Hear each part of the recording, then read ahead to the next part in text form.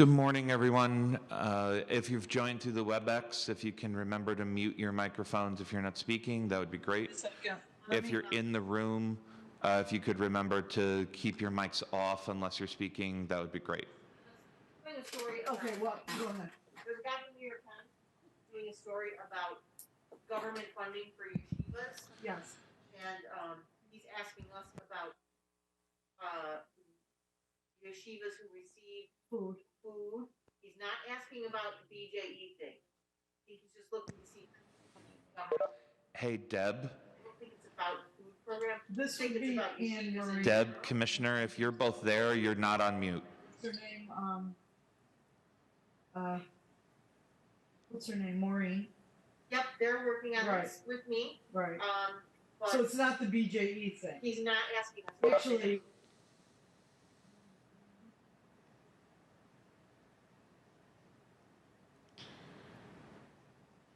Great. Thanks, folks. As you join, if you can mute your microphones and just unmute when you're speaking. That way we don't get a lot of feedback. That would be great. If you're in the room, remember that you can keep your microphones off unless you're speaking. And we do appreciate you using the mic, though, when you do speak, because that will allow everybody to hear you.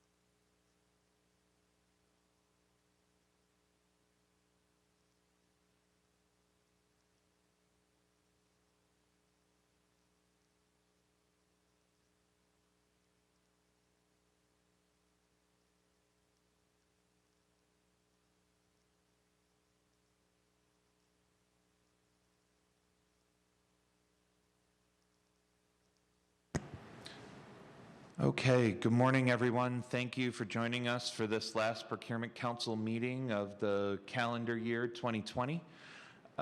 We appreciate all of the hard work all of the council members have put in over this year. We've had some great discussions. We're looking forward to today's meeting. Quickly, just a few housekeeping items. We continue to allow both in-person and WebEx participation in today's Procurement Council meeting. That is done under an executive order right now. So we'll continue to keep the council members posted about the ability to continue that process. It does seem as though more and more folks are taking advantage of the virtualized meeting. So we'll continue to want to hear your feedback about how that's working. And whether the in-person part of the meeting continues to provide value for everyone. So we appreciate that. Because we have some folks that are dialed in just as phone numbers, we will go through real quickly just to verify attendance, and then we'll jump right into today's agenda. I am informed by staff to the Procurement Council that we do have quorum. But for purposes of keeping track of that record, we'll do a quick attendance call. I think it's fair to say that I'm here. State Comptroller, Patty Warrington. I'm here. Great. Division of Budget, Jason DiGianni. I'm here, Sean. Chief Diversity Officer, Dwight or Manny, are you here? Dwight's here. Oh, great. Thank you, Dwight. Manny, you're here also, and we've got you as on the attendance list. I'm going to go through primarily the voting members, so thank you for that. Okay, no worries. Empire State Development, Chris McCann. Present. Thank you. Department of Agriculture and Markets, Lisa Brooks. I'm here. Great. Docs, JP Burrell. Good morning, I'm here. Department of Health, Sue Mantica.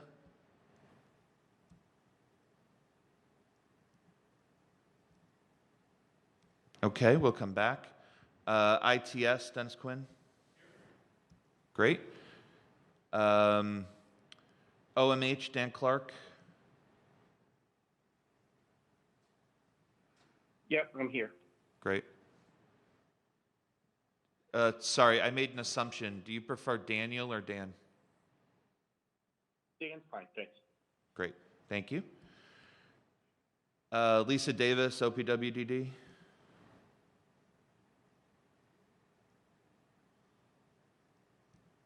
Tom Hipchin, SUNY. Hi, Sean. I'm here. Great, thank you. Sean Cullinane.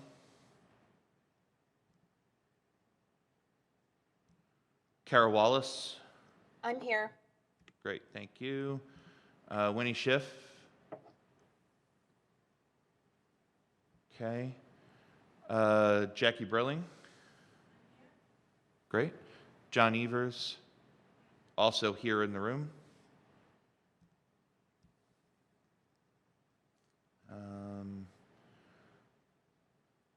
Okay. Let me just double check. John, this is Lisa Davis. I was on mute. I'm sorry. I am here. Oh, great. Hi, Lisa. Thank you for that. Hello. Yeah. How about Sue Mantica from Health? And Sean, it's Andy Ruby. I'm here for DOH. Oh, hey, Andy. How are you? Great, thank you. Great. Sean Cullinane or Winnie Schiff? Okay. Did I miss any primary council members or alternate members who are sitting in place of a primary council member for voting purposes that I didn't call the roll for? Okay. Who just joined?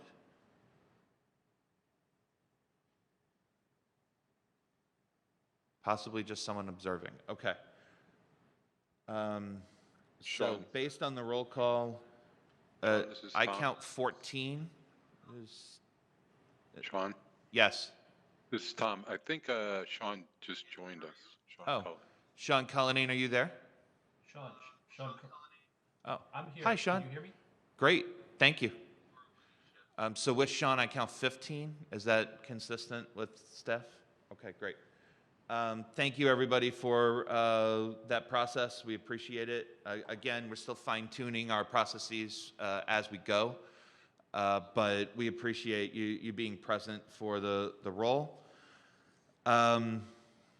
So there are a few old business items. As always, the first one is to consider the September 29th, 2020 meeting minutes. I know there was a lot of discussion, so we tried to get that out to folks. If there are any changes or updates, we'd like to hear about those. Let me stop there. Any changes in the room? Any changes on the phone or on the WebEx? Okay, hearing none. The chair will entertain a motion to approve the meeting minutes from September 29th. Jackie Brilling's motion. Is there a second? Dennis Quinn, thank you very much. So all in favor of approving the meeting minutes, if you would please just signify by saying aye. Aye. Aye. Aye. Great. Aye.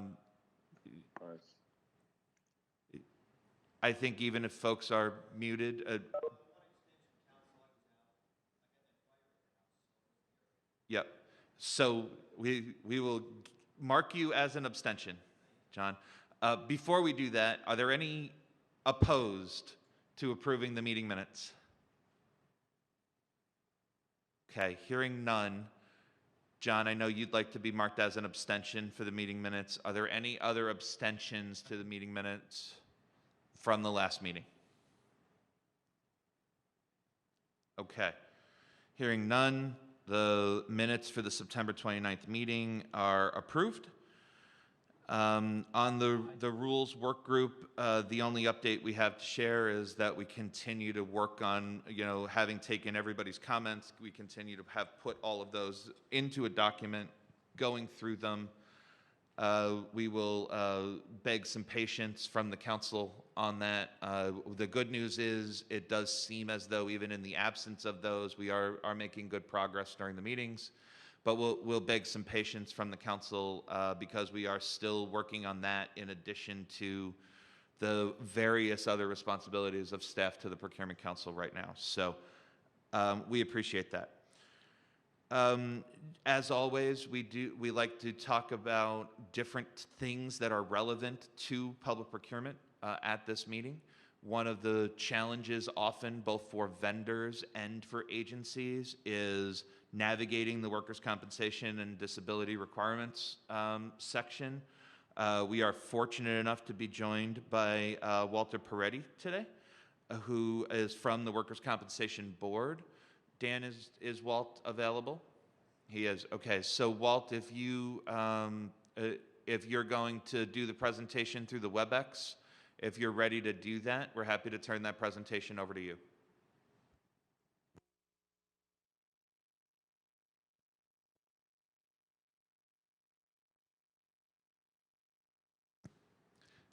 Dan, do you know, is he unmuted and able to take over as the presenter?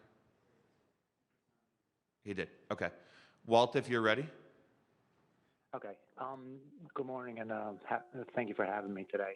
I just wanted to go through our requirements as they pertain to purchasing goods or services for any municipality in New York State, obviously including state agencies, county governments, cities, villages, towns, etc. So a lot of what we do, or what I do daily, is help businesses, navigate the workers' compensation rules and regulations in terms of, do they need coverage, do they not need coverage, what is the proper form and documentation to submit, whether they are exempt or whether they are providing insurance documentation to us. We like to say in New York, in New York State, the Workers' Comp Board, is that New York workers' compensation insurance is a day one insurance. So anytime a company enters New York State or sends employees into New York State, they need to have coverage, even if we've had instances where it's just a purchase of computers, but the company selling those computers is from Pennsylvania and they're coming in from out of state to set those up. Even though it may only take them a day and one employee might be coming in, they would still need to provide proof of New York State workers' compensation to us. Disability benefits, they're exempt for the first 30 days of a calendar year. So if they're going to be in New York State or have employees in New York State for less than 30 days in a calendar year, then they are in fact exempt from both disability benefits and paid family leave. A lot of the questions we get through the state controller's office and other agencies throughout New York State is LLC questions as they pertain to real estate, where New York State might be renting office space, or an assembly person or a state senator is renting some office space.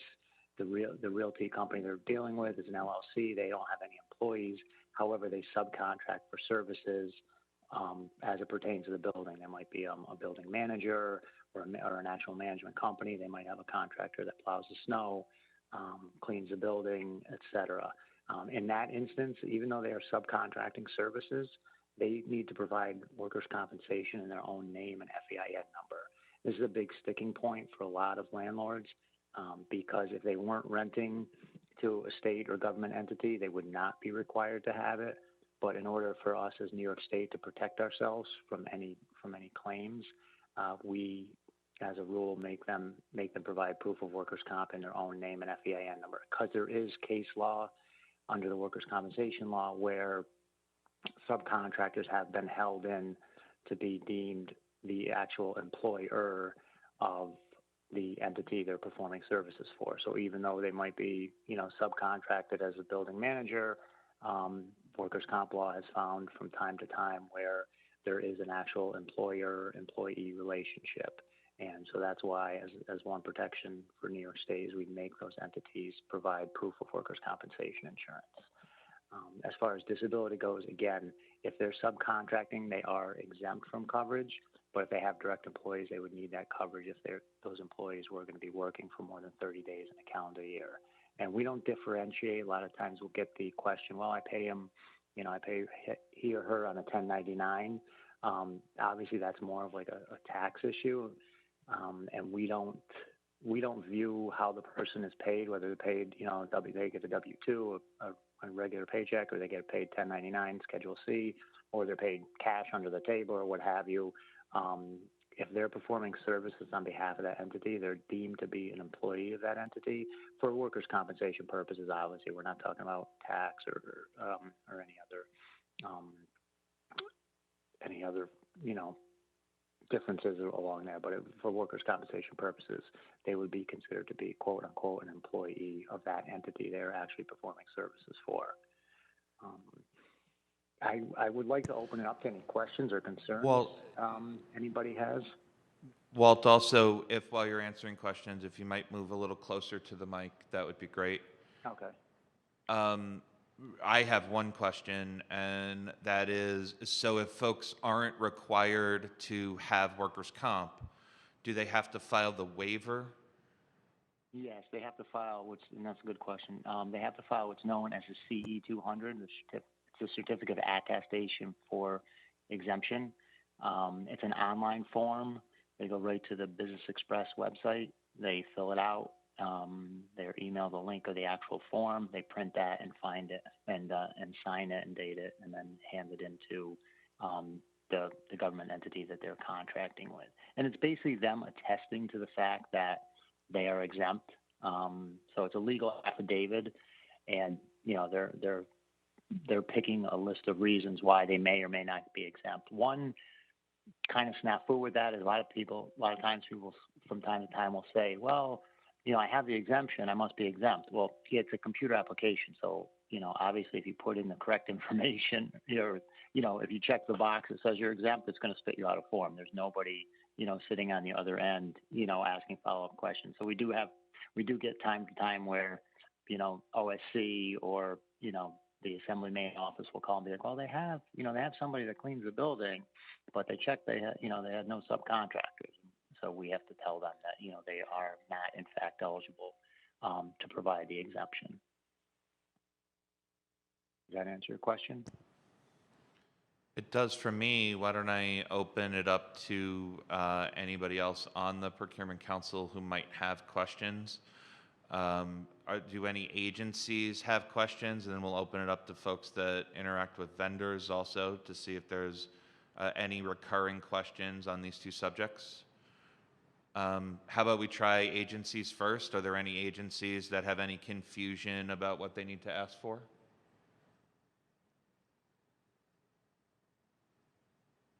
Okay, hearing none. How about our non-agency partners on the council, folks who work with businesses? Is this a pretty well understood thing, or are there still real challenges that businesses are experiencing?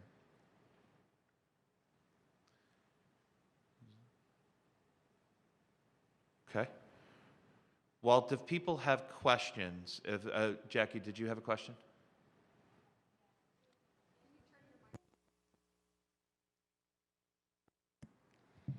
I'm sorry. If a business isn't required to have workers' compensation and an employee files for or requires workers' compensation, then what do you do? Well, if the business isn't required to have it, they wouldn't have an employee. Is that what you're asking? So if the business wasn't required to have it, they would not have an employee or anybody assisting them in the business. they wouldn't have an employee? Well, otherwise you would be required to have the coverage. If you have an employee, part-time employee, family member helping you out in the business, generally you're required to have the coverage. So you wouldn't file the exemption form if you had an employee. You would need to submit the actual certificate of insurance from your insurance carrier. So Walt, if I understand correctly, and I could try to help clarify, it sounds like there should not ever be a situation where a company has an employee or someone as a subcontractor doing work for them, and also there shouldn't be a combination where those things are true and they don't have workers' comp coverage. Correct. I mean, the exemptions, just to, go over them quickly, is it's a 1 or 2 person-owned corporation where each person holds office and holds at least 1 or share of stock. LLCs, as long as everybody is a member of the LLC. And that's essentially it. And then out-of-state entities that aren't sending employees into New York State. So I had a case, I don't know, maybe a month ago where DOT was buying some snowplows, and the company was from Minnesota. They weren't sending employees into New York. They were just shipping them from common carrier like UPS or a freight company. So they weren't, the snowplow company wasn't actually sending any of their own employees into New York State, so they didn't need any of the coverage. They didn't need to have workers' compensation coverage. They were able to supply us with the exemption form. Thank you. Jackie, does that answer You're your welcome. question? Thank you. Great. Well, my question was going to be, is there a different way that agencies or internal customers ask questions compared to the way vendors can ask questions if they have confusion, or does it all go through the same centralized kind of support function? Yeah, it does basically go through the same centralized support function. OSC is the ultimate, they're the sign-off. So sometimes if everything is not in order or if they have a question, they'll reach to me directly. But I certainly talk to, a lot of the state agencies on a weekly basis to clear things up, either, on the phone or through email, and work with the vendors as well, over a conference call. Because it is a little bit different. They say, well, we do have coverage, but in New York State, not to go too far down the rabbit hole here, but every state has a different workers' comp benefit. And actually, New York benefits are good should you unfortunately be hurt on the job and need to take advantage and collect those benefits. So we want to make sure that they're covered in New York State, because if you're a Massachusetts company, and your employee gets hurt in Massachusetts, he's going to collect Massachusetts benefits. But if he comes over to New York State and gets hurt, he's eligible to collect New York State benefits, workers' compensation benefits. So it's important that they have insurance, in New York State while they're working here. And there's 2 ways they can do that. There's To be connected to your meeting. There's 250 carriers in New York State that are licensed rate business. And there's also the New York State Insurance Fund. So they can go to, one of those outside private carriers, or they can go right directly to New York State Insurance Fund. Welcome to WebEx. Press 1 to be connected to your meeting. Hello? Well, Are you guys still just here? hang on 1 second. We're just making Okay. sure that the technology is set for everybody. Okay. Dan, are we comfortable that everybody is still Welcome to connected?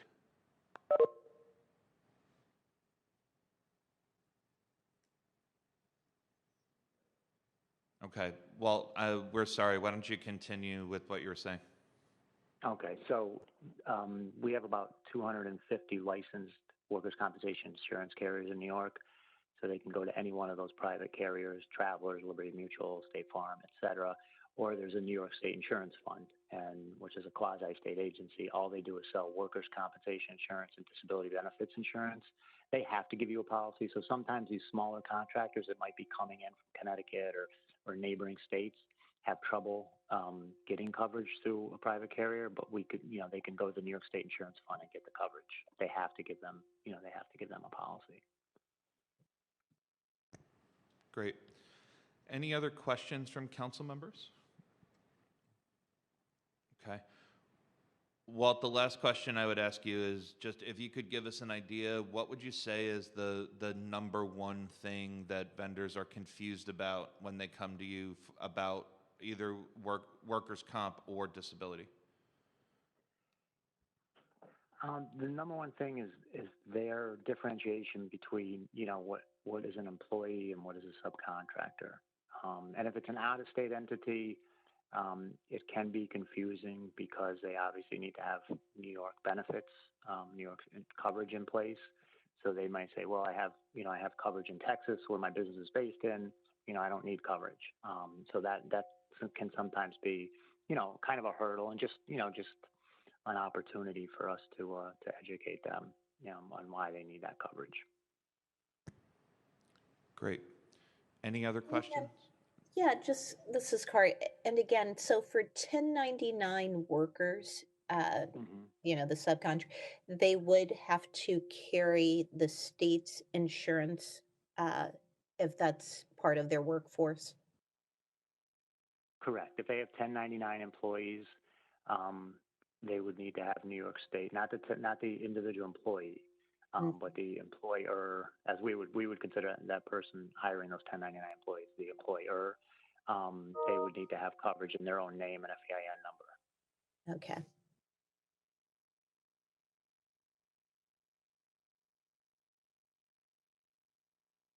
The employee rule is basically if they're providing services to the business or they're integral to the success of that business. So we'll have, somebody say you own a brake parts or auto parts company and you hire employees and they act under their own, direction and control in terms of they go out and, they work their own hours, they're paid 100% commission, et cetera, et cetera.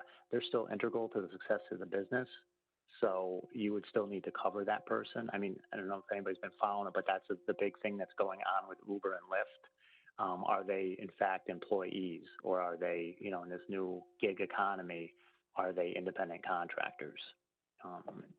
We would, not to go too far on a limb, but I think New York would consider them employees at this time, unless they pass legislation to amend that. At least for purposes of workers' compensation and disability, right, Walt? Correct, yeah. Great. Those are great questions. Any other questions from folks? Just a reminder, if you are trying to ask a question on the phone, just make sure you're unmuted to do that. Okay. Well, we might do one follow-up question with you maybe after the meeting. If there are things that when we're contracting, if there are resources we should be pointing vendors to or anything like that that we can share with members of the council, to anything that would help people be informed about that, we'd love for you to share that, and we'll share it out to all of the members of the council.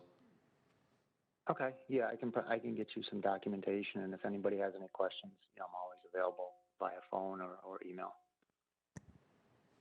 That would be great. Thank you very much for the time today. We know you fit us in between a couple of other meetings today, but it's an important subject, and it's certainly something that small businesses especially sometimes find as a barrier or a delay to their contract. So we appreciate you spending that time with us today, Walt. Oh, excellent, and thank you guys for having me. I appreciate the opportunity. Great. The next item on the agenda, legislative updates. Mark Hiller. The only thing we'd like to let agencies know is that the governor has continued the suspension of the provisions of the state finance law 163 and 112 through December 3rd of this year.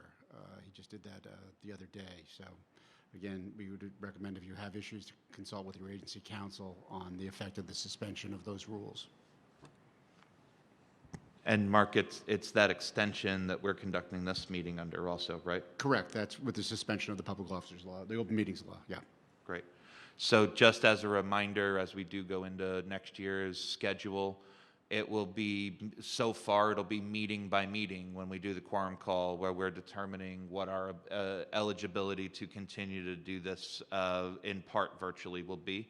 So we'll continue to update that, but that's consistent with the extension of the executive order. Okay.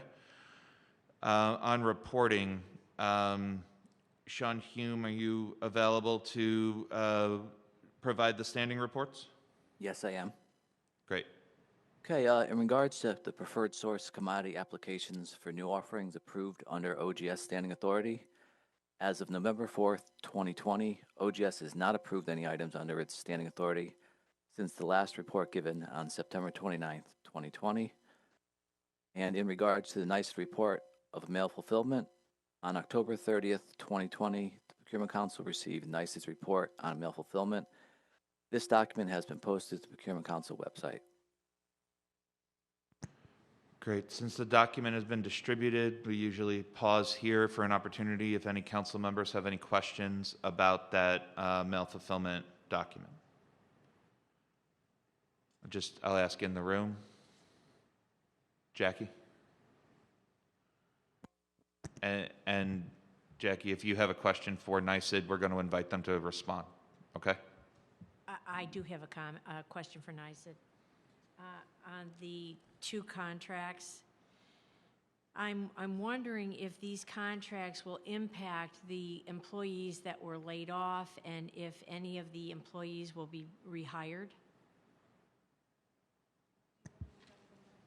That's, Maureen, any place where you can access a mic, so you can access a mic from the table or from the podium, whatever is easier.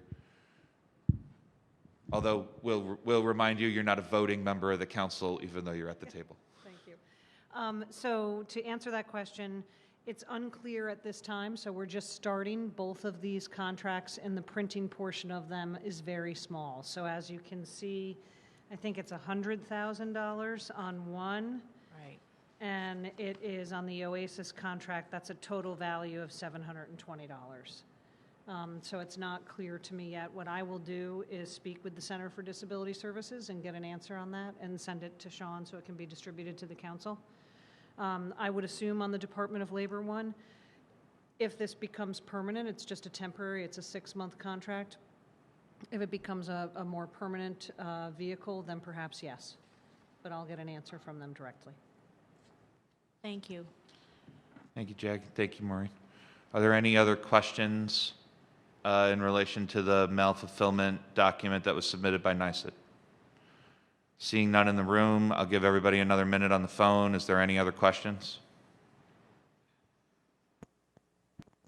Okay. Hearing none. That actually allows us to move into new business.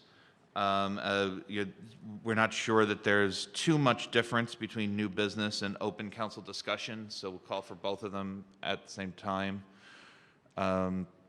Does anybody have any new actions or things they want to talk about or issues they want to raise for the council?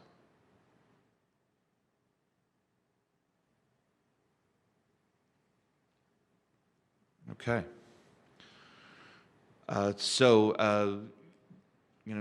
Certainly in comparison to our last meeting, most of the activities conducted today are fairly pro forma. That brings us to the end of our formal agenda.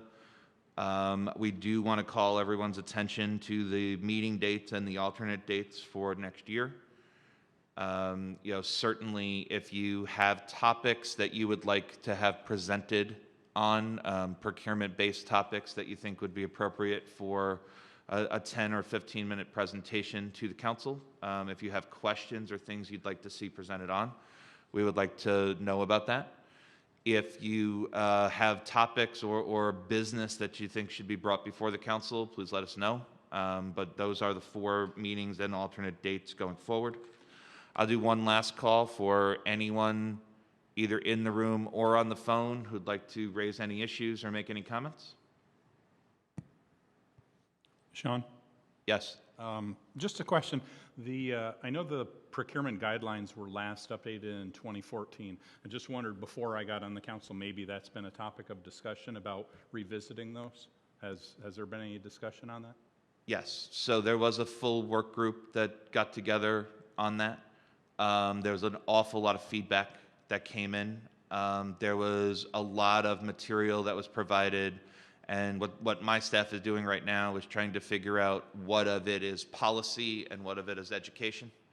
We're in the process of that. We actually owe the council an update on that, and we will get back to that. There are some very specific things that are at issue. So there's a couple places where the statute has changed, in particular on discretionary spend or on service-disabled veteran-owned businesses. So our expectation is, at least the general expectation for the council, and unless somebody corrects me, is that agencies should be following the statutory language. Certainly, that would be the driving force. There are some other places where there's some discussion of how to make that document more effective for agencies, and that's where the discussion goes between what of it is policy and reflective of the statute as it is, and obviously that part has to be updated, and what part of it has to be clarified for education, training purposes, for operational purposes. The work group was able to do both of those things.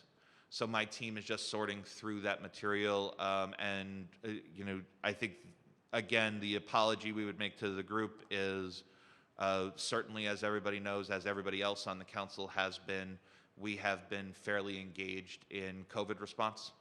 And the same staff members that would have been working on that would have been working on this. So no disrespect meant to the work group meetings or to the effort that was put in. The council members really put a huge amount of effort in. But we will be getting back to that, and we do owe the council some updates. Thank you. Sorry? Oh, sorry. So for the minutes, that was Dennis Quinn from ITS that asked that question. But also as a reminder for everybody, when you do speak, particularly while we're operating in two different environments, if you could announce yourself when you speak, that would be great. We'll make that something we remind everybody of at the beginning of the next meeting also. Jackie? Okay, it's Jackie Brilling. I just want to go back to the rules work group. Yep. And just I will offer to, because I know that staff is under it with everything and COVID responsibilities. I would volunteer to work on the appendices. I know that the staff is working on the rules, the body of the rules, but there's also the appendices that we haven't started working on. So if you need me, the offer's there. Great. I will give you some direct feedback on that. Let me talk to the team, and I will give you an update back on that. But we appreciate that offer, and we're always looking for that level of participation. So thank you. Anybody else in the room? Anybody else on the phone with any additional comments or feedback? Hi, Sean. This is Tom Hipshin. I just have a quick question. I hope it's a quick question. If we were to discuss a procurement topic that is currently statutory, there's regulation, the group can make a recommendation for there to be a change to legislation. Is that correct? And if so, maybe Mark could explain how that goes about happening.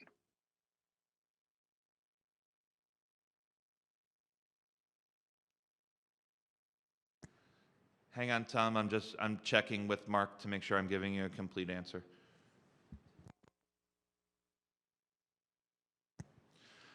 So it is in the council's purview to, if they have something that they believe is relevant to be raised, to raise that for discussion. The council can choose to escalate that and make a recommendation. That is the extent of the council's authority, is to make that recommendation. That recommendation would be made up through me, and then we would have to bring that forward, right? Okay. Right. So the council. I just want to be clear. I sit in Commissioner DeStito's seat. She has delegated that authority to me to serve as chair on her behalf. If the council was to raise an issue, that issue would be a recommendation to then be brought to her. right? And then the process would go from there. But yes, Tom, that is something that if you had a topic, it would come up. So let's talk some mechanics for a minute. If you were to raise it in advance, it would go on the agenda as it would go on under what is really new business in that middle box. But it would go on the agenda and folks would know that you had an interest in raising that topic. We would ask you then to brief out on the topic if you were the one raising it. And then there would be the opportunity for council discussion. If at the end of that it required a vote, just remember that whatever supporting documents, right, the council tries to prepare in advance. So if you know about it in advance, it makes sense there. If it is something that you need to bring up on the day of the meeting, it would come under that new business call that we do at the end of the meeting. But just be mindful that members of the council may not have all the information they need and may want to discuss it, but also consider it and vote on it the next time.